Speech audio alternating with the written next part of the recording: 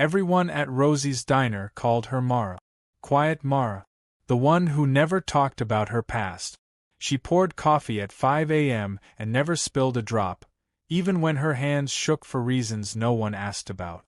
Nobody knew that 3 years ago she had a different name. A name spoken only in classified briefings. Tonight, a stranger walked in wearing dog tags that would change everything. Welcome back to Silent Heroes. If you're watching this at 2 a.m. and you can't sleep either, drop a comment and tell us where you're watching from. And don't forget to like and subscribe, because this story is one you won't want to miss. The bell above the door jingled at 11:47 p.m. A man walked in wearing a faded navy jacket, shoulders squared like he was still used to carrying weight that wasn't there anymore. He had the kind of eyes that scanned exits before they scanned menus. Mara noticed. She always noticed. It was a habit she couldn't unlearn, no matter how many years she spent trying. For 3 years, she had worked at Rosie's under a name that wasn't hers. She kept her hair short, her nails unpainted, her voice soft and unremarkable. She had learned the fastest way to survive was to make herself small. Small women didn't get recognized. Small women didn't get followed home by people who wanted answers she'd sworn never to give. The diner sat on the edge of a fading Virginia town, close enough to the base that off-duty sailors wandered in for burnt coffee and greasy eggs. Mara's hands bore 2 thin scars along the left one, souvenirs from a night she never spoke of. She kept them hidden under long sleeves, even in summer. Her eyes were a flat, watchful gray, the kind that made people uneasy without knowing why. Her manager, Grant, ran the diner like a man who mistook volume for authority. He liked reminding staff, loudly, in front of customers, that they were replaceable. "You're lucky I keep you around," he told Mara once, in front of a full counter. "Girls like you don't exactly have options." He said it with a smile, like it was a joke. Nobody laughed. Mara just refilled his coffee and said nothing. An old regular named Walt, a retired trucker who came in every morning for the same booth and the same black coffee, was the only one who ever looked at her twice. "You move like someone who's been in a fight," he told her once, tapping the counter. "Not a bar fight. A real one."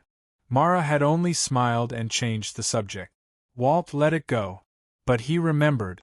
The man in the navy jacket sat at the counter, 3 stools down from Walt. He ordered coffee black and didn't touch it. He pulled a phone from his pocket, thumb hovering over a saved voicemail he'd replayed 100 times. His name was Commander Ethan Voss, and the voice on that recording belonged to a man who wasn't alive anymore. He hit play. The voice crackled through the tinny speaker, low and familiar, cutting through the diner's clatter of forks and low conversation. "Hey brother, it's me. If you're hearing this, things went sideways. Tell Reyes I kept my promise. Tell her the debt's paid." The word hit the room like a detonation. Mara's hand froze mid-pour, coffee spilling over the rim of a mug and onto the counter. Her breath caught somewhere behind her ribs. Reyes. Nobody had called her that in 3 years. Nobody was supposed to know that name existed anymore. Voss looked up and their eyes met. Something in his expression shifted, recognition fighting against disbelief. "Say that again," he said quietly. "Say your name." "I don't know what you're talking about," Mara said. Her voice was steady, but her pulse wasn't. "You went white," Voss said. "You went white like you saw a ghost." Grant appeared behind the counter, sensing an audience, sensing a chance to matter. "Is there a problem here?" he asked, puffing his chest toward Voss like he was defusing a bomb he didn't understand. "No problem," Mara said quickly. "Table 6 needs a refill." But Voss wasn't done. He stood, slow and deliberate, the way a man stands when muscle memory outweighs manners. "You were there," he said. "Reyes. You were on that extraction. My brother talked about a medic who wouldn't leave anyone behind. Said she pulled him out of a burning vehicle with 2 broken ribs and didn't stop until the bleeding was controlled." Mara's hands trembled around the coffee pot. Not anymore, she told herself. Not here. Not now. Then the front door burst open. A woman stumbled in, blood soaking through her jacket sleeve, screaming for someone to call 911. Behind her, a man collapsed against the doorframe, clutching his chest, gasping words that didn't make sense to anyone but Mara. Chest pain, he wheezed. Can't breathe right. Grant froze, phone shaking in his hand as he fumbled with 911. Someone help him! He shouted, uselessly, to a room that was already staring at him instead of the dying man on the floor. Mara didn't move like Grant. She didn't move like anyone waiting for permission. She was already kneeling beside the man, 2 fingers pressed against his neck, her eyes reading his skin, his breathing, his lips, cataloging details no one else in that diner would have known to look for. Cyanotic lips, tracheal deviation, distended neck veins. Her mind ran through the signs like a checklist burned into muscle memory years ago. This wasn't a heart attack. This was something Grant, fumbling with his phone and shouting for an ambulance that was still 15 minutes out, had no way of understanding. This was a tension pneumothorax, and without immediate intervention, this man had minutes, not hours, left to live. Mara looked up at Voss, who was already moving toward her, some old instinct kicking in behind his own eyes. I need your belt knife, she said. Now. The diner went silent, waiting to see who she really was. Voss didn't ask why. He unclipped the blade from his belt and handed it over, hilt first, the way you hand a weapon to someone you trust with your life. Mara's hands stopped shaking. She wiped the man's skin with a bar towel soaked in vodka from behind the counter, found the second intercostal space, and worked fast. A needle decompression would have been cleaner, but there was no needle here, only a blade, a steady hand, and years of training that never really left her. For anyone watching, a tension pneumothorax happens when air gets trapped in the chest cavity and can't escape, building pressure that collapses the lung and crushes the heart and major blood vessels. The warning signs are severe shortness of breath, bulging neck veins, and a bluish tint to the lips and skin. Without decompression within minutes, the heart simply stops. It is one of the most survivable emergencies in trauma medicine, if someone knows what they're looking at, and acts before the ambulance arrives. Mara made the incision. A rush of trapped air hissed free. The man's chest, which had been rising in short, panicked jerks, began to move slower. Deeper. Real. He's breathing, Voss said, almost to himself.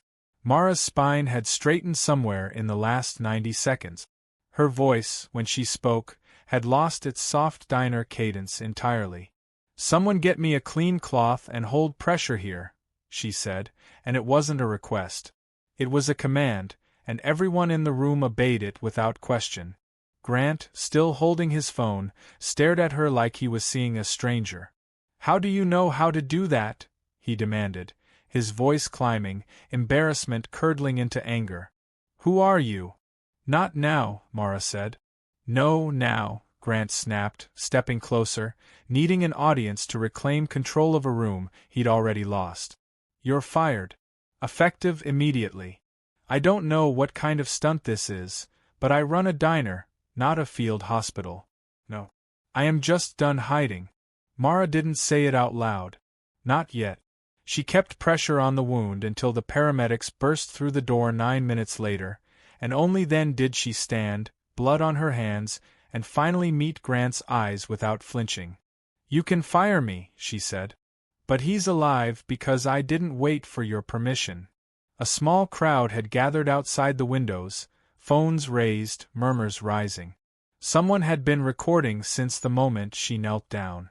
Grant felt the eyes shift away from him and onto her, and something like fear flickered across his face for the first time that night. By 1:15 a.m., 2 black government sedans pulled into the gravel lot. 3 people stepped out, a naval officer in dress uniform, a man in a plain gray suit who moved like he'd spent a career being unnoticed, and an older woman with silver hair and a folder tucked under her arm. Voss straightened instinctively at the sight of the officer's insignia. The woman with silver hair stepped forward first. Petty Officer First Class Elena Reyes, she said, loud enough for the whole diner to hear. Combat medic, naval special warfare. 2 tours. Silver Star recipient for actions during an extraction under enemy fire in 2021, where she treated 4 wounded operators single-handedly while sustaining injuries of her own. Grant's mouth opened, then closed. She's been listed as a protected witness for the past 3 years, the officer added, following her testimony against a defense contractor who falsified medical supply records that got 2 of her teammates killed. Grant took a step back, the fire in his voice gone now. I had no idea, I was just running my business the way.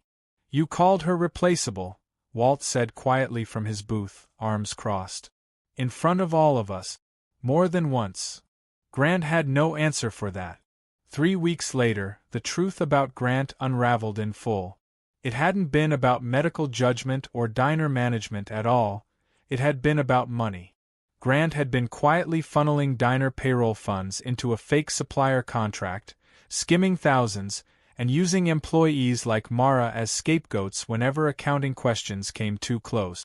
When Voss's federal contact pulled the diner's financial records as part of the broader investigation into the contractor case, Grant's fraud came apart at the seams within days. He didn't go quietly. 2 nights later, he tried to break into the diner after hours to destroy the paper trail, only to find Mara already there, going through the same files with a flashlight and a federal escort outside. You should have just let this go, Grant hissed, blocking the door, something wild and cornered in his eyes. You should have never touched those records, Mara said, steady, unmoved. He lunged. It didn't take long. 3 years of training doesn't disappear because you spent them pouring coffee. The ambulance took him away in handcuffs instead of confusion, this time. Heart rate 140. Climbing. Hold pressure. Reyes, stay with me. Compressions steady. 60. 70. You kept your promise. Airway clear.